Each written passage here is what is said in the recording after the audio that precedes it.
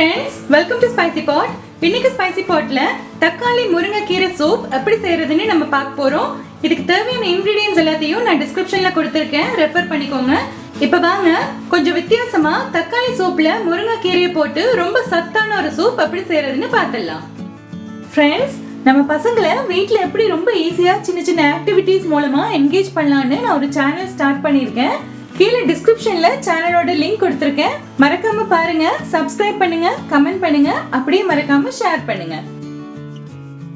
இப்போ அடுப்புல ஒரு கடாய் வச்சிருக்கேன். இதுல ஒரு 2 டேபிள் ஸ்பூன் அளவுக்கு எண்ணெய் விட்டுடலாம். எண்ணெய் சூடாயினதும் ஒரு 4 பல் அளவுக்கு பூண்டும் ஒரு பெரிய வெங்காயமும் சேர்த்துடலாம். காரத்துக்காக ஒரு பச்சை மிளகாய் சேர்த்துக்கிறேன். அடுத்து 3 தக்காளியும் பெருசு பெருசா கட் பண்ணி வச்சிருக்கேன், அதையும் சேர்த்துடலாம். தேவையான அளவுக்கு உப்பு சேர்த்துருவோம். இது எல்லாத்தையும் நல்லா சாஃப்டா புளிய வதங்குற வரைக்கும் வதக்கி விட்டுடலாம். இப்போ பாருங்க, நம்மளோட வெங்காயம் தக்காளி எல்லாம் நல்லா வதங்கி சாஃப்ட் ஆயிடுச்சு. இந்த ஸ்டேஜ்ல நம்ம ஸ்டவ் ஆஃப் பண்ணிட்டு இதை நல்லா ஆற வச்சிடலாம். இப்போ பாருங்க, நம்ம வதக்கின வெங்காயம் தக்காளி எல்லாத்தையும் இந்த மிக்ஸி ஜார்ல போட்டு வச்சிருக்கேன். ஓரளவு ஆறிடுச்சு. இதுல நம்ம ஒரு 1/2 கப் அளவுக்கு தண்ணி சேர்த்துடலாம். இப்போ இதை மூடி போட்டு நல்லா கூலா அரைச்சு எடுத்துட்டு வந்துடலாம். இப்போ பாருங்க, இந்த தக்காளி கூல் ரெடி ஆயிடுச்சு. இதுல சின்ன சின்ன லம்ஸ் ஏதாச்சும் இருக்கும், அதனால சூப் நல்லா திக்கா ஸ்மூத்தா வரணுங்கிறதுக்காக நம்ம வடிகட்ட போறோம். நீங்க இதை வடிகட்டாம சூப்ல சேர்த்துக்கிறதுனா கூட சேர்த்துக்கலாம். நான் இன்னைக்கு வடிகட்ட போறேன்.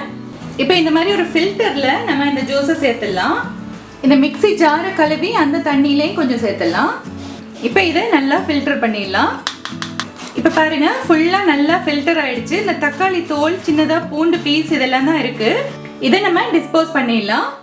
பாருங்க, கீழே நல்ல திக்கான இந்த டொமேட்டோ பியூரி இருக்கு. இப்போ இதை யூஸ் பண்ணி எப்படி சூப் செய்யறதுன்னு பார்த்துடலாம். இப்போ பாருங்க, ஸ்டவ்ல அதே கடாய் வச்சிருக்கேன். இதுல 3/4 கப் அளவுக்கு தண்ணி சேர்த்துக்கிறோம். இது எதுக்குன்னா கீரையை வேக வைக்கிறதுக்காக. ஏற்கனவே அந்த தக்காளி பியூரி செய்யறப்ப உப்பு சேர்த்திருக்கோம். இப்போ கொஞ்சமா இந்த உப்பு சேர்த்துக்கலாம், இந்த தண்ணிக்கும் கீரைக்குமாக.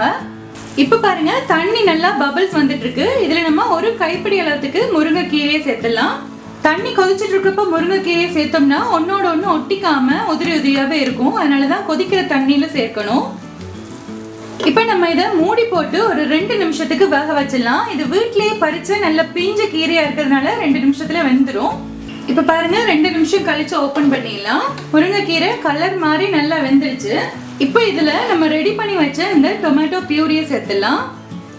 இது கன்சிஸ்டன்சி கொஞ்சம் தின்னா இருக்கிறதுக்காக ஒரு 1/2 கப் அளவுக்கு தண்ணி சேர்த்துக்கிறேன்.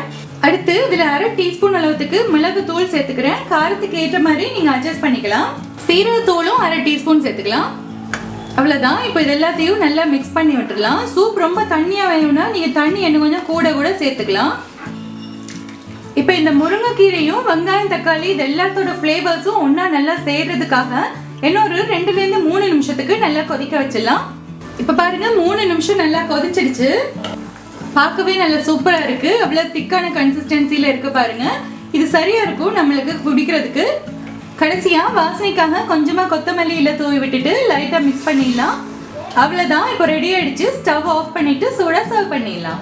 இப்ப பாருங்க ஃப்ரெண்ட்ஸ், தக்காளி சூப்பும் முருங்கைக்கீரையும் சேர்த்து ஒரு ஃபியூஷன்ல நம்ம முருங்கைக்கீரை தக்காளி சூப் எப்படி செய்யறதுன்னு பார்த்துட்டோம். இந்த சூப் சாப்பிட்றதுக்கு ரொம்பவே டேஸ்டா இருக்கும்.